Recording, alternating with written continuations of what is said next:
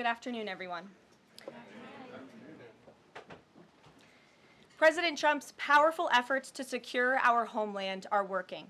According to newly released numbers, last month, Border Patrol saw a 93% decrease of illegal aliens crossing the southwest border between ports of entry from May 2024 under Joe Biden, when they encountered more than 117,000 illegal aliens. And this particular statistic is absolutely astounding. In the month of May, under the Trump administration, 0 illegal aliens were released into our country by Border Patrol. Let me say that again. Not a single illegal alien was released into the interior of the United States of America last month under this administration. Let's contrast that to Joe Biden's failed leadership, where immigration officers were wasting their finite time and resources processing dangerous illegal aliens for release into the United States. President Trump immediately terminated that reckless Biden-era practice that undermined the rule of law, jeopardized public safety and our national security, and diverted critical resources away from stopping deadly drugs and violent criminals from entering our country. That's the reason why not a single illegal alien was released into the interior of the United States in the month of May. And as a result, we now have a border that is reaching unprecedented levels of operational success. The efforts by President Trump to stop the illegal immigrant invasion and secure the border in this short amount of time represent one of the greatest achievements by a presidential administration in the history of our great country. With illegal entries being overwhelmingly halted, the Trump administration is dramatically ramping up efforts to arrest and deport all of the millions of criminal illegal aliens that Joe Biden let into our country over the past 4 years.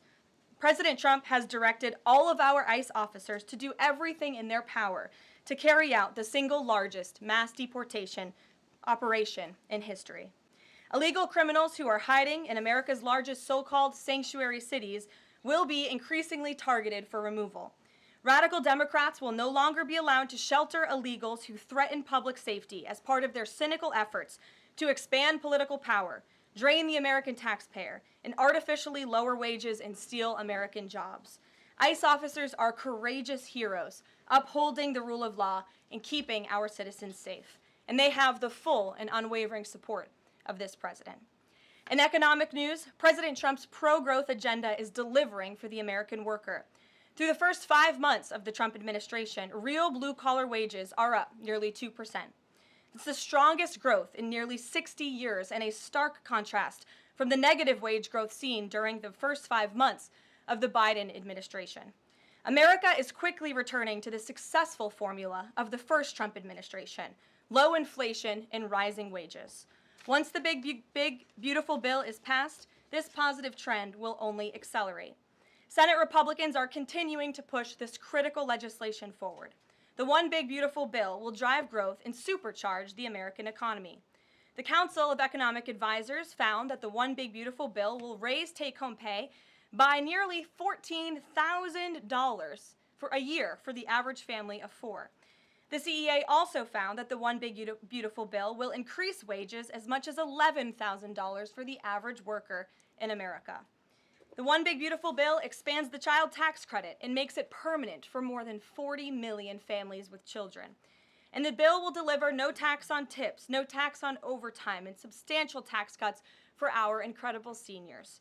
Simply put, the One Big Beautiful Bill is a massive win for middle-class Americans. When nearly 80 million Americans sent President Trump back to this White House, they were doing so expecting these popular policies to be enacted.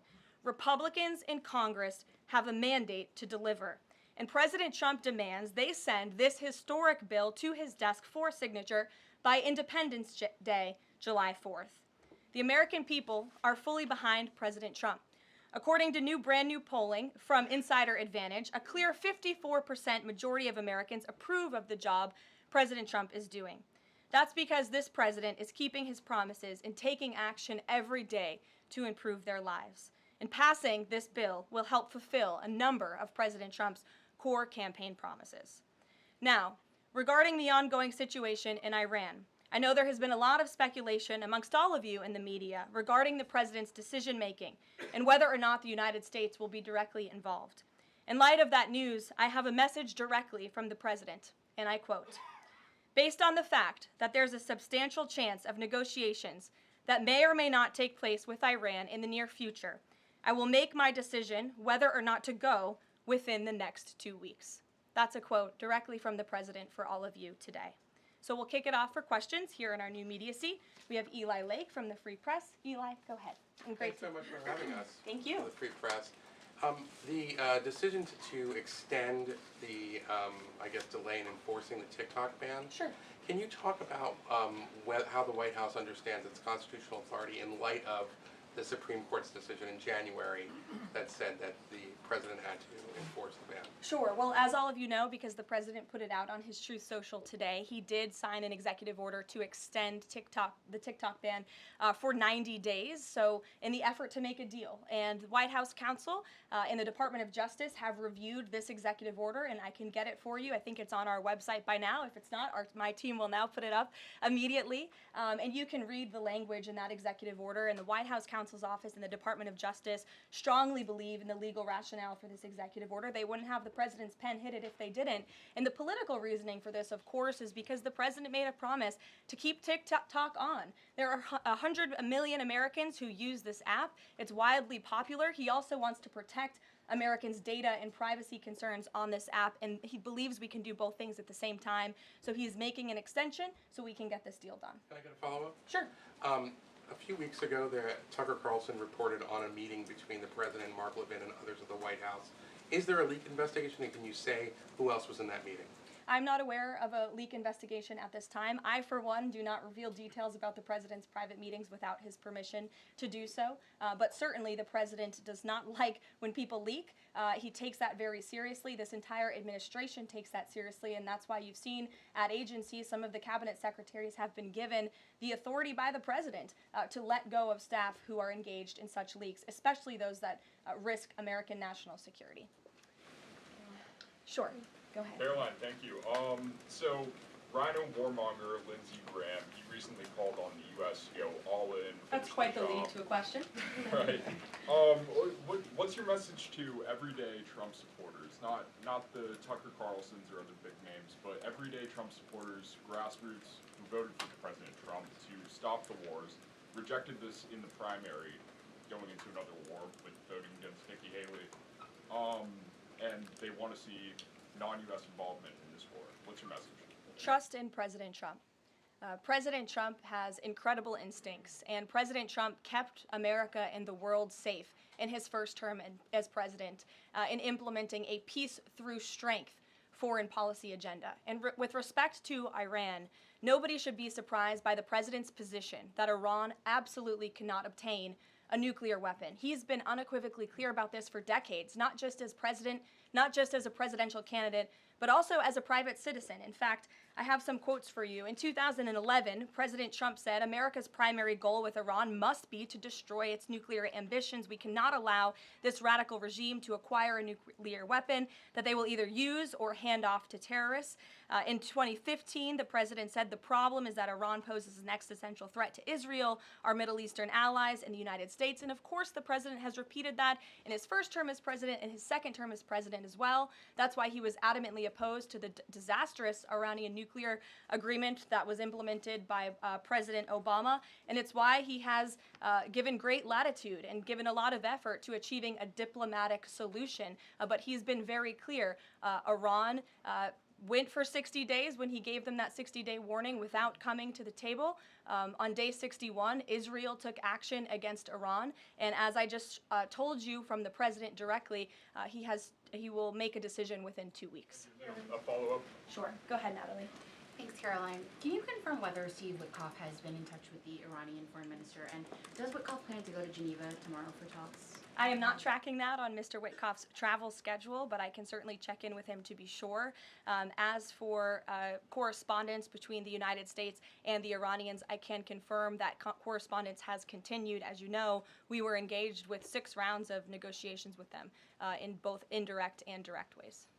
Thanks, Kelly. Just to clarify the president's statement just now, when he says that he'll make a decision in the next 2 weeks, is he saying that if Iran does not come back to the negotiating table within the next 2 weeks, That the president will strike? The president is saying that he will make a decision whether or not to go within the next 2 weeks. It's very clear and direct. And is he seeing any signs of progress? He obviously is holding out hope for negotiations, but is he seeing any inklings of progress that give him that hope that talks are still possible? Well, that's why he said in the statement that I just read for all of you, based on the fact that there's a substantial chance of negotiations that may or may not take place with Iran in the near future, he will make that decision within the next 2 weeks. What makes him think there's still a substantial chance, is my question. I'm not going to get into the reasoning and the rationale the president believes that, but that's his position, and he will make a decision within the next 2 weeks. Caroline. Sure. Thanks, Caroline.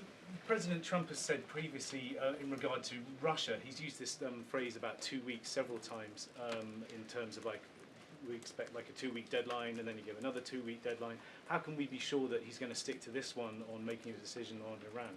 Well, in those deadlines, as you've seen in respect to Russia, Ukraine, might I add, these are two very different, complicated global conflicts, as you know, that the president inherited from our previous incompetent president in the weakness of the previous administration. And the president has spent a tremendous amount of time and effort cleaning up these crises that were caused by the last administration's just complete dereliction of duty on the world stage and American weakness. Now we have American strength again.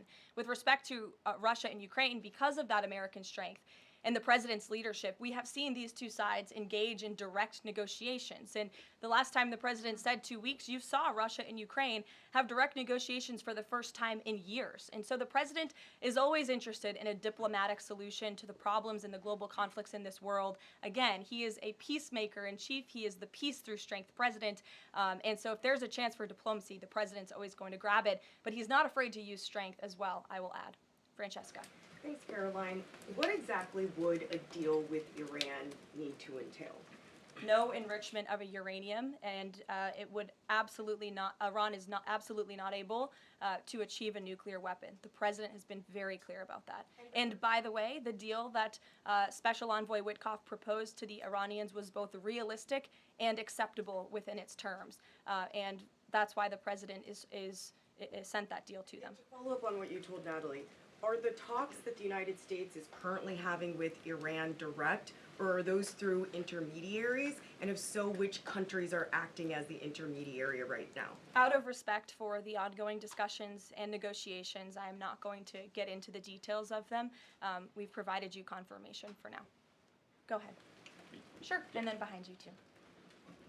Oh, Go ahead. sorry, so thanks. Sorry, on the topic of negotiations and talks, does the president have any hopes or specific expectations for the talks tomorrow between European foreign secretaries and their Iranian counterpart? Well, certainly the entire world is on the president's side when it comes to the fact that Iran cannot obtain a nuclear weapon. This is something that pretty much all of humanity, except for the Iranian terrorist regime themselves, agree upon. And so the president expects that Europe will deliver that message directly to the Iranians.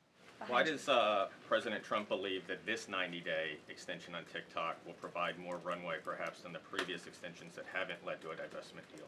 Because it's more time to make a good deal. Simple question. Dasha? Thank you so much. I know things are going day by day right now. The president wants maximum optionality. Is the possibility of the U.S. getting involved in regime change in Iran at all on the table at this point? And then I have one on as well. Sure. The president's top priority right now is ensuring that Iran cannot obtain a nuclear weapon and providing peace and stability in the Middle East. And on Medicaid, Caroline, Sure. the Senate put forward Medicaid provisions, particularly a lower cap on state provider taxes that hospitals have said would lead to mass closures, particularly in rural communities. Is the president willing to sign a bill that includes those provisions that Republican senators like Josh Hawley say will lead to hospital closures? Out of respect for the ongoing discussions that the White House is very much actively involved in with our friends in the United States Senate, I won't comment on that specific provision. Look, the bill hasn't been sent to the president's desk yet. There's more room for change. The president, for one, I will reiterate, has been very clear on his priorities with respect to Medicaid. He wants to see waste, fraud, and abuse ridden from the system to protect it for tax-paying citizens who deserve those much-needed benefits. He wants to prioritize the sick, the needy, the poor in this country who deserve those benefits, not the 1.4 million illegal aliens who are receiving them. And he wants to make sure this one big beautiful bill kicks those illegal aliens off of this program to preserve it and protect it and strengthen it for the American people. And the president has been very clear in that message to his friends in the Senate. Jackie. Thank you, Caroline. Sure. Logistically, if the Iranians are getting to Geneva, does that mean they've found a way to get to the White House? I am not going to get into hypotheticals, but as you heard from the president yesterday, they have expressed interest in doing so. There's a lot of Philip. pressure on the president to come to the aid of Israel. There's a lot of pressure on him to finish the job with force. How is he balancing the concern that if he doesn't choose to do that, that it would send a message to Xi Jinping about the U.S. commitment to Taiwan? Well, the president enjoys a very respectful and cordial relationship with China's president. He has long maintained that, even in his first term. And China and the United States share many strategic interests, both in terms of economics and also, of course, global affairs and foreign policy as well. However, when it comes to balancing these different viewpoints, the president is balancing a lot of viewpoints, and he is listening not just to other world leaders, but to his advisors and to people here in the country and the American people too. And I think that's what makes this president such a great leader, is his ability to listen and make a good decision on behalf of the American public based on his instincts and his experience. Don't forget, this is a president who was here before, and the world was a much more peaceful and stable place when he left office than when he came back in after the past 4 years of complete incompetence by the previous president. Philip, go ahead. Thank you, Caroline. Two quick questions. When the president says Iran is very close to a nuclear weapon, is he relying on U.S. intelligence or intelligence sharing from an ally to make that assessment? It is a fact, and the United States government maintains this fact, that Iran has never been closer to obtaining a nuclear weapon. And then if the U.S. were to take some type of military action, would the president go to Congress to seek war authority? I'm not going to engage in hypotheticals. I gave you the statement from the president. He'll make a decision within 2 weeks. Thank you, Caroline. Sure. Go ahead. Thanks, Caroline. Mary and then Elizabeth. Two questions, one on Iran and then the second on something Jasmine Crockett said this morning. So given that we know the Iranian government did order an operative to assassinate the president, is there concern that Iran might respond with non-traditional military ways to some kind of strike on Iran, such as another assassination attempt? And has the Department of Justice looked into this last attempt on the president's life? I believe Secret Service and the FBI have looked into the 2 assassination attempts that took place against the president, both of which were sad days in our nation's history. So I would defer you to the Department of Justice on where those investigations stand.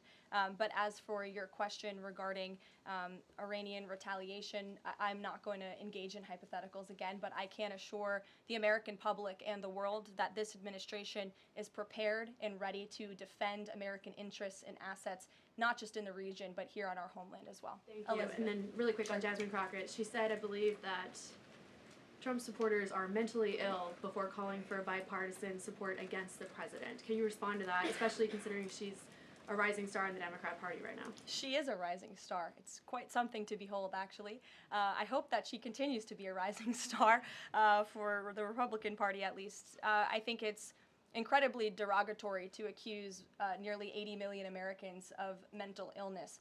The last time I checked, Jasmine Crockett couldn't dream of winning such a majority of the public as President Trump did. And the America First movement, which President Trump has built, is filled of hardworking patriots, the forgotten men and women, business owners, law enforcement officers, nurses and teachers, and middle America, as we all know, from where you all grew up, outside of this beltway. That's who makes up this president's movement. And Jasmine Crockett should go to a Trump rally sometime, and she can see it for herself. Jennifer. One on North Korea and one on China. On North Korea, they launched some rockets into the ocean today. What does the White House make of that? Do you read any meaning into that timing of that launch? And then on China, do you have any reaction to Xi Jinping's offer of intervening in Iran diplomatically? And are you seeing any signs that China would get involved militarily to support Iran? I don't believe we're seeing any signs of that at this moment in time. As for Xi Jinping's offer, I will leave it to the president to respond to that himself. As for your question about North Korea, we are monitoring the situation. The Trump administration is in close contact with our new South Korean counterparts as we work together to deter our adversaries and preserve a free and open Indo-Pacific. And no matter where, our adversaries and our allies alike know that President Trump will not tolerate threats against our interests on his watch, even as he works to resolve the wars that he inherited. Alex, go ahead, and then I'll come to you. Thank you. Is the president concerned about the economy if farms and hotels, et cetera, struggle to find workers? President's always concerned about the economy. That's on his mind every day. He wakes up, he checks the markets, he checks wage growth. As I pointed out, it's a record high today for middle class and American workers. So the president's always wanting to ensure that we have a strong and robust economy for the American people and worker, and we do. As for the specific concerns regarding jobs, look, the president has made it very clear we need to remove public safety threats from the interior of our country, and that remains the focus and the priority of this administration when it comes to deportations, no matter where somebody works. If they're an illegal alien rapist or murderer that was allowed into this country in the past 4 years by this administration, the American people want those types of criminals to be deported from our country, and that's what the president is backing ICE to do. Thanks. There was an apparent skirmish between the Chinese and the Philippines in the South China Sea. Just curious if you had any reaction to that, and if the steps you're taking towards the Middle East right now are reducing your capacity to deal with that situation. I believe that happened as I was preparing and coming out here, so we'll get you a response to that. Certainly we have one, and our teams are always monitoring situations all around the globe. Okay, and then one more just on Iran.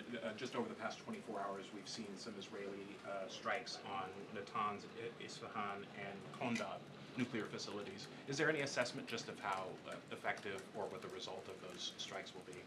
What I can share is that the IDF and Israel, I think, have exceeded a lot of people's expectations in their ability to really hinder Iran's nuclear facilities, but also they've taken out key people in the Iranian regime's leadership as well. So this is something, of course, we are monitoring and watching every day, and the president was just in an intelligence briefing. He continues to be briefed by his National Security Council, and he will throughout the duration of this war and conflict. And he also remains in constant communication with our Israeli counterparts, most notably Prime Minister Benjamin Netanyahu. Kristen. Thank you, Caroline. We have heard from a number of U.S. officials who say that Iran doesn't want to make a deal, that they are just stringing the United States along. What is to say that they are not going to continue to do so if we continue to give them extensions, now 2 weeks before 60 days? Look, Iran is in a very weak and vulnerable position because of the strikes and the attacks from Israel. And with respect to the president's statement, I shared that with all of you. And he has been very direct and clear. Iran can and should make a deal. We sent a deal to them that was practical, that was realistic, or they will face grave consequences. Why is Steve Witkoff not participating in the talks this week? I can ask Mr. Witkoff why he is not. Thanks, Caroline. Does the president object if Israel attempts its own operation against Fordo in the next 2 weeks? I won't decide that for the president, nor will I share that here. I'll let him speak to that. Just another one. Iran is apparently warning Europeans that if struck by the U.S., it may withdraw from the nuclear proliferation treaty. That would result in throwing out inspectors and taking the program dark. What does the president think of the value of having Iran as a full signatory of that treaty? Well, that's reckless rhetoric, but I understand the Europeans are meeting with the Iranians tomorrow, so we'll see how that meeting goes. Just one more on Juneteenth. Does the president plan to commemorate the holiday today or make any comment on it? I'm not tracking his signature on a proclamation today. I know this is a federal holiday. I want to thank all of you for showing up to work. We are certainly here. We're working 24/7 right now. Nikki, go ahead. Actually, that was my question. Will he plan to mark Juneteenth in any way, either today or with an event later on, maybe next week? Sure. I just answered that question for you. Go ahead. Thank you very much, Caroline. The fact that this president is giving some time and space for diplomacy, another 2 weeks, does it mean that the president is trying his best to avoid a direct conflict with Iran? I think the president has made it clear he always wants to pursue diplomacy, but believe me, the president is unafraid to use strength if necessary. And Iran and the entire world should know that the United States military is the strongest and most lethal fighting force in the world, and we have capabilities that no other country on this planet possesses. Owen. Caroline, good afternoon. The Supreme Court, as you know, has upheld Tennessee's ban on transgender medical procedures for minors, puberty blockers, hormone therapy, etc. The White House reaction to that, please. That's a huge victory for America's children, and it's obviously something this administration believes strongly in, that young minor children should not be allowed to be subjected to chemical castration and mutilation. The president himself has taken very strong orders, or has signed very strong executive orders on this, and we are grateful for Tennessee's efforts to protect our children, and we are grateful the Supreme Court ruled on the side of the law, but also on the side of protecting America's innocent children.